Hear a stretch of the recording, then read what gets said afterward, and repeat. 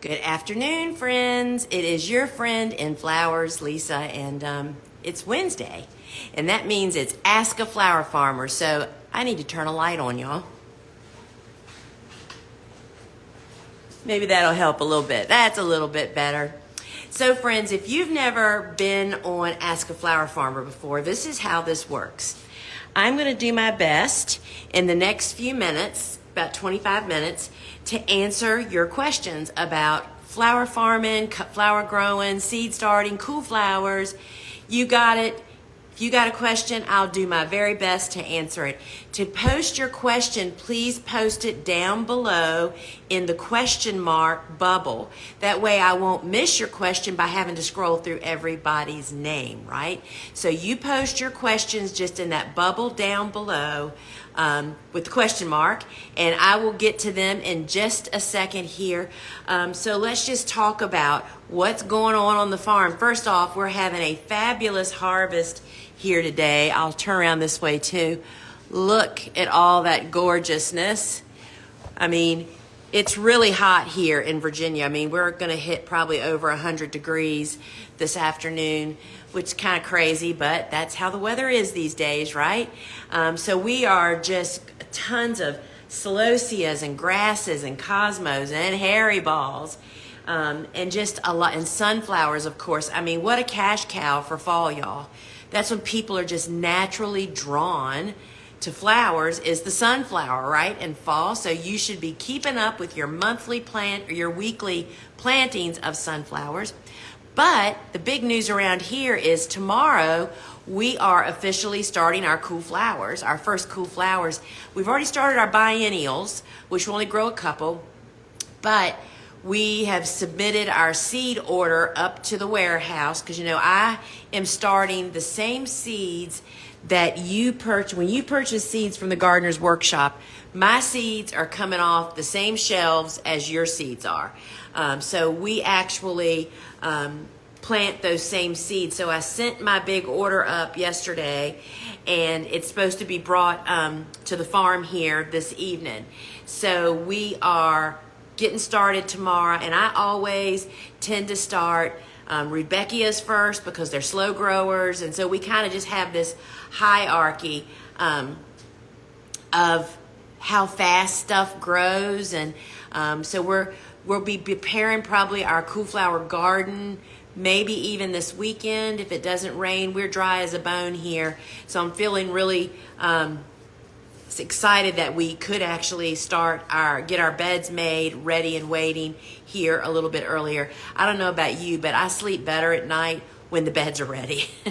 When we know that as soon as, because we put biodegradable film on our beds, which means weeds don't grow typically, right? The seeds can't get light. So I always just sleep a little bit better when those beds are already made.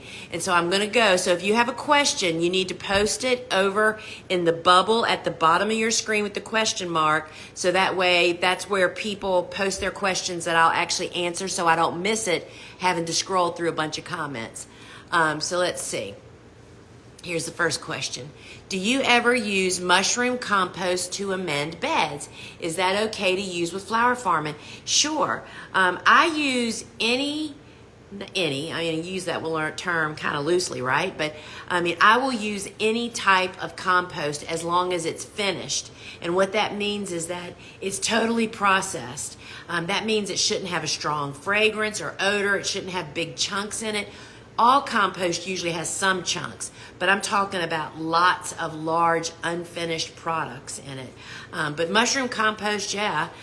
So we don't really have access to buy that to amend our beds. We can buy it bagged, like we would use that for our seed starting mix. But yeah, we use chicken based compost, cow manure, horse manure, vegetation, meaning leaf mold. So as long as it's finished is the key word. So yeah, so go for mushroom. If you live somewhere where they're growing mushrooms, you ought to be able to get that. You said you are planting Rudbeckia first. What else after that? Oh, well, I grow almost all the cool flowers. So if you aren't familiar with that, both of my books, the Cool Flower book lists about 30 different cool season hardy annuals. But the newer book, the Cut Flower Handbook, features 41 different cool flowers. Or you can just go to my store, thegardenersworkshop.com, go to the seeds, and there's a cool season category. And I grow pretty much all of them. I mean, literally all of them. Same thing for the warms, right? So you'll find those all in there. All right, let's see. Is it better to plant in blocks or scatter many seeds to make a wildflower style meadow?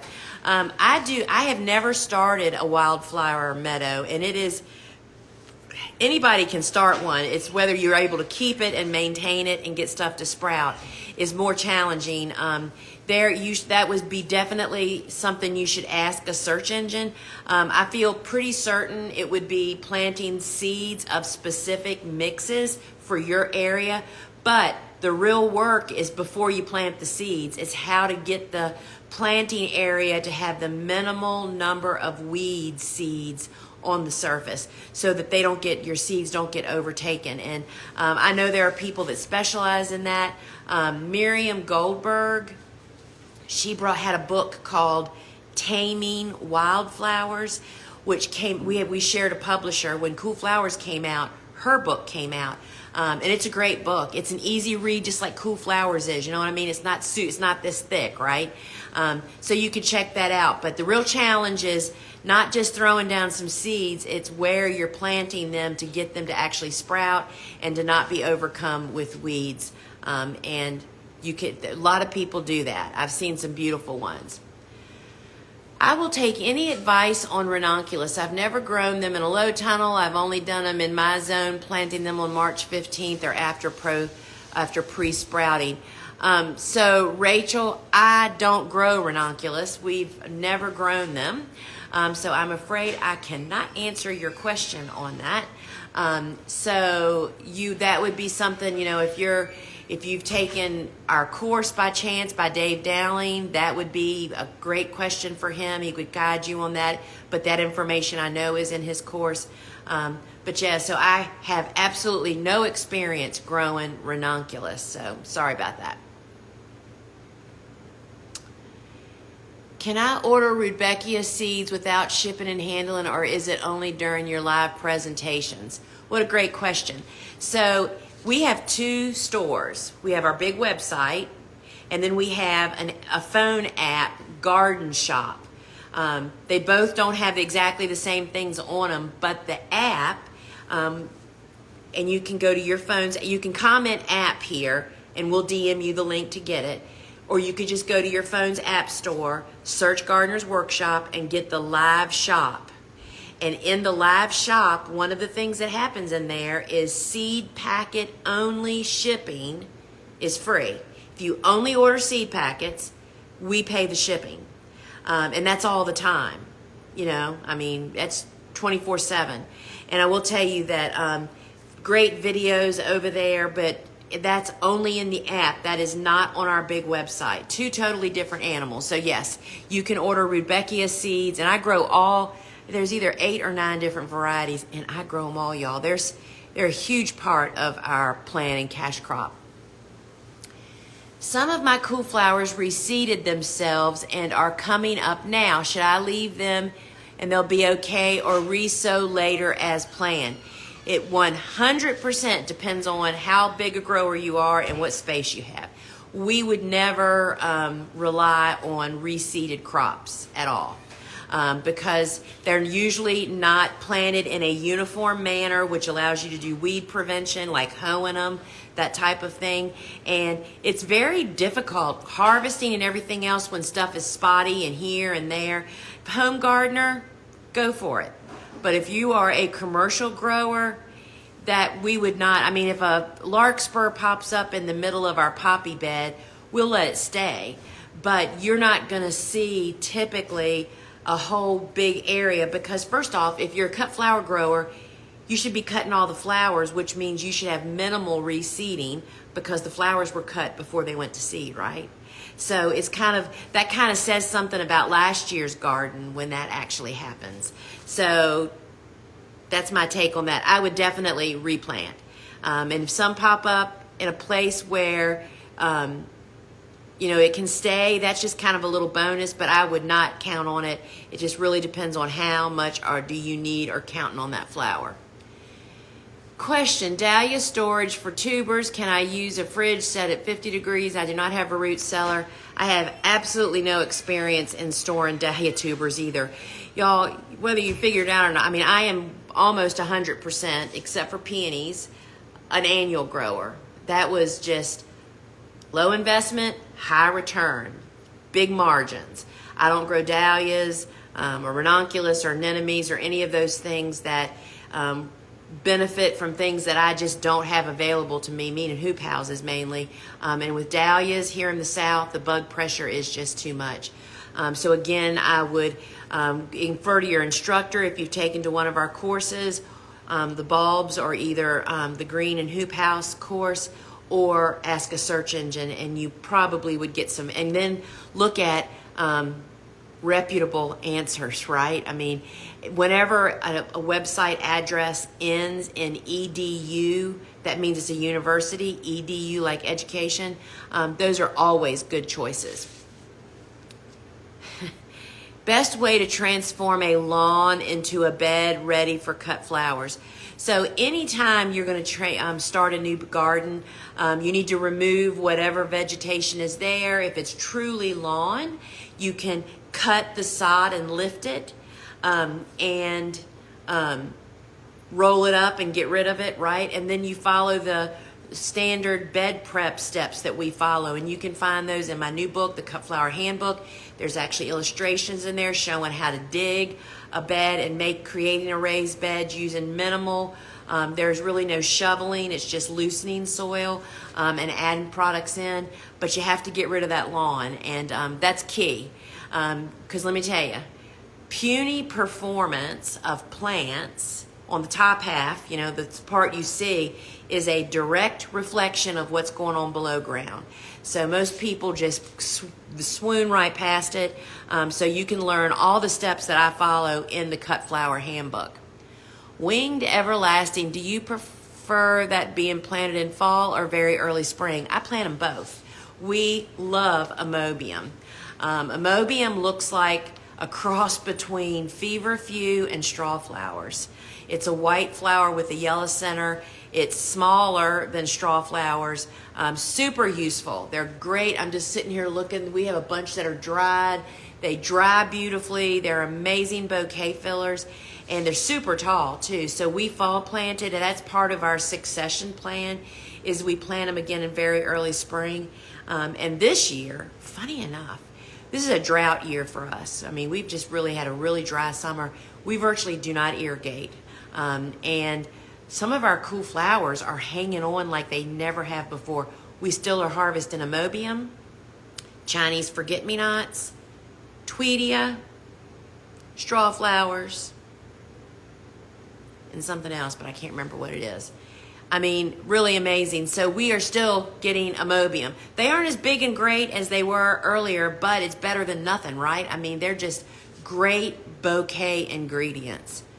So we do them both. I mean, that's assuming, I would have to look at the book. I don't know what zone we know that they're winter hardy to, so you need to check that. If you have a bed that is overtaken with grass and weeds, would you suggest using a tiller or just pulling everything up?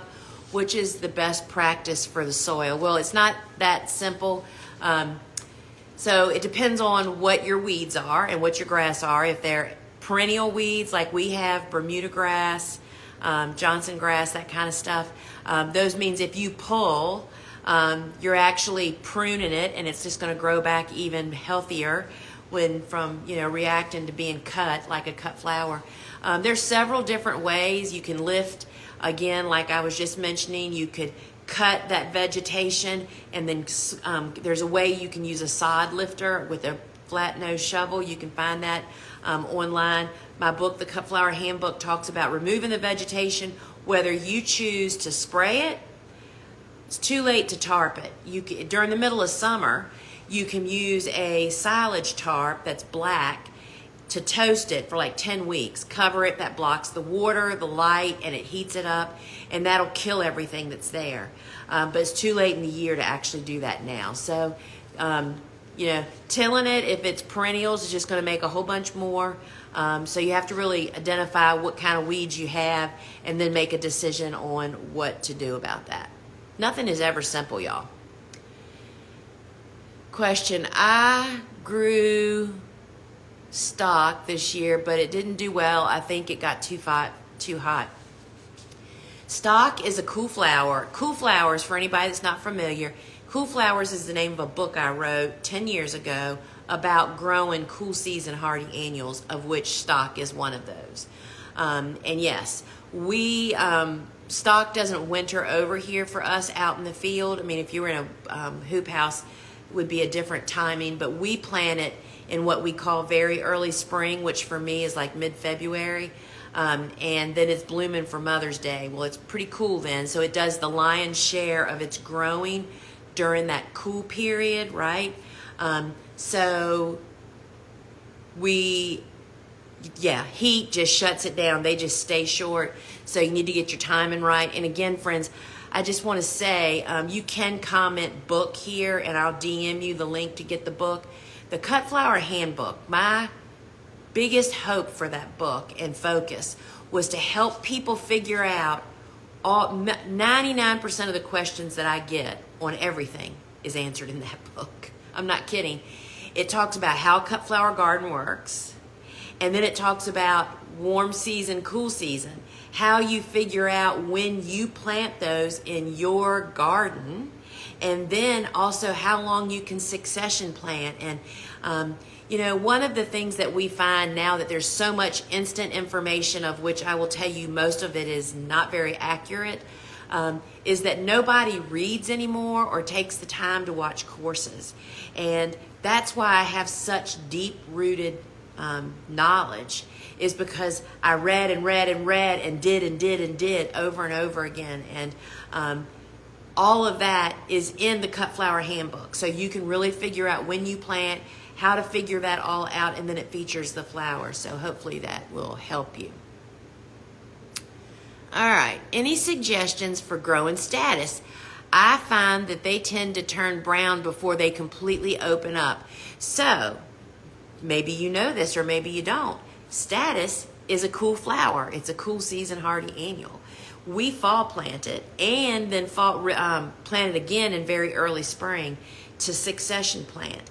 And if it's getting mushy, that could be from rain. It can also be from pests, like thrips can do that to a lot of different types of blooms. So I would say first, be sure you're planting it at the proper time so you have strong, healthy. I mean, we have status for Mother's Day here in southeastern Virginia because we have fall planted it. So that would be the first thing I would take a look at. What flower would you consider to be the easiest to grow, most profitable, and most pest resistant? What a great question, Matt. And if you get the answer to that, please let me know.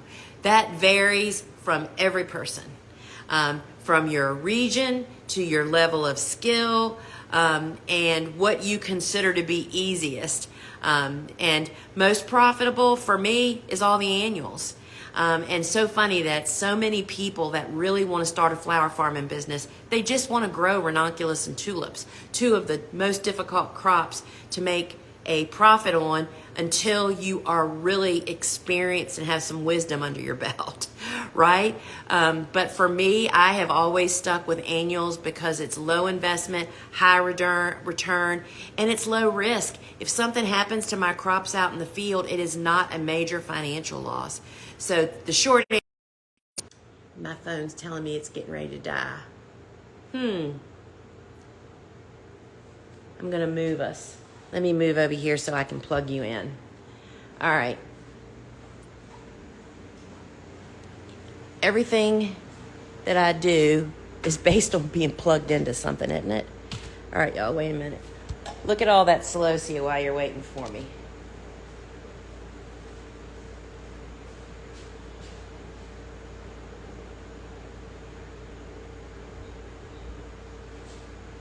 I'm trying to get a cord. I can see it. I just can't reach it, y'all. All right. Now we have a cord. Okay. We are plugged in. We're safe. All right, look at all this beautiful celosia. All right. Do you have a way to treat thrips on dahlias? So that's a really kind of deep question, or deep answer to a question. And treating and prevent, first off, I don't think anybody ever gets rid of thrips. There's always some level of, present in, especially in a flower garden and a vegetable garden. But for me, thrips are what made me almost lose my mind about 15 years ago, and that's what really turned me to the style of gardening and farming that I do now, where it's no pesticides. It's a methodology of what I grow and growing healthy plants and not growing certain stuff that are thrip magnets in my farm, where I am. So I can't kind of guide you on treatments. There's all kinds of different things people talk about. There's sprays, there are IPM sprays, which are very targeted, but all of those do still affect beneficial insects, but you have to kind of like pick your battles, right? But we don't grow dahlias anymore, not specifically because of thrips, but because of pests in general. They're very buggy where I am, because we're in the South. We have a very long growing season. And I tell you, one of the things that I've learned from Daniel of Petal Pickers, he's in South Carolina, he grows gobs of dahlias. He plants his dahlias so much later than everybody else, and it's for pest control. It's like he doesn't even have them in the ground to be up and blooming when, in the middle of summer, which ours were always useless in the middle of the summer. But if you got thrips in the fall, yeah, you need to figure out a program. And I would not be the person to ask that. We restored the natural order of our farm, and it's not just buying some beneficial insects. It's not just treating. It's the way that we farm and garden. My book, Vegetables Love Flowers, talks about that some. But that's a bigger, wider question, and I'm sorry you have them, because they are very annoying and damaging. Are China asters cool season flowers? I'm finding mixed information and they aren't in your handbook. Yeah, I can't grow asters here because of aster yellows, which is a virus, which leafhoppers carry and spread all around, which we have leafhoppers. And so somebody else just asked me this. So I've never really even investigated if asters are a cool flower. I don't know. I'll tell you some of the flags that I look for when I'm trying to figure out if an annual is potentially a cool season hardy annual. If you ever see on any seed packet or any description from a reputable place, like a botanical garden or a university, if it says something like plant them as soon as the soil can be worked in spring, which means before your, like right at your last spring frost, that's one flag that says, maybe that's a cool flower. So I can't answer that, because I would love to grow asters, but we just can't. I've tried. Every time I try, then they get sick and get diseased, and I just kick myself for even thinking that I could grow them right. All right. Do you not recommend planting stock at all until early spring? It's not early spring. It's First off, it depends on where you live. That's why I don't talk specifics, y'all. That's what the Cool Cut Flower Handbook really, it has a place for you to write it in. Based on your winter hardiness zone and your frost dates is how you figure out when you plant. I plant stock in very early spring. That is 8 weeks before my last spring frost. And yeah, they're cold hardy. They just don't survive winter here. And that's the secret to getting, we grow amazing stock out in the field. Because again, I haven't mentioned that in a long time. Everything I do is outside in the garden. We have no hoop or greenhouses here. And so that's what I do. Oh, didn't hit the right button. Hang on, y'all. Oh. Oh boy. All right. I planted Canterbury bells in March and they didn't bloom. They're still in the field. If I leave them, will they possibly bloom next spring? You need to know which variety you actually planted. Campanula, which is what Canterbury Bells is in. Campanula has, I think there's 3. They have biennial varieties. That means those that have to be gotten in the ground in time to have a certain amount of cold period to bloom the following year. So those are called biennials. Then there's true hardy annuals, those that will go from seed to bloom without a cold treatment, right? And I'm not sure if there's perennial ones or not. So you really have to know which variety. The only variety of campanula that I grow is called Champion. There's several different types of Champion. I mean, there's different series. They have different little bloom period times, but they go from seed to bloom. Like I can plant them in October and they bloom in May. But you may very well, the lion's share of them are biennials, which means that means that if yours are still alive and you leave them in the ground, chances are high that they'll bloom this come next year. But as you've probably suffered through, I don't want to have anything in the ground that long waiting for a bloom period, right? That's why we choose to grow primarily annuals for the quickest bloom for the least amount of time in the ground, right? So I hope they'll bloom for you. When you are talking planting dates, are you talking starting your seeds or seedlings in the ground? When I'm talking planting dates, I'm talking planting out in the garden.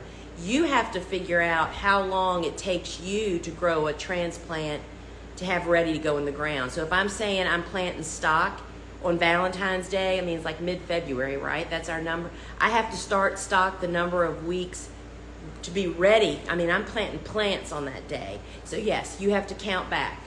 I tell you that flower farming and gardening in general is all about counting on calendar.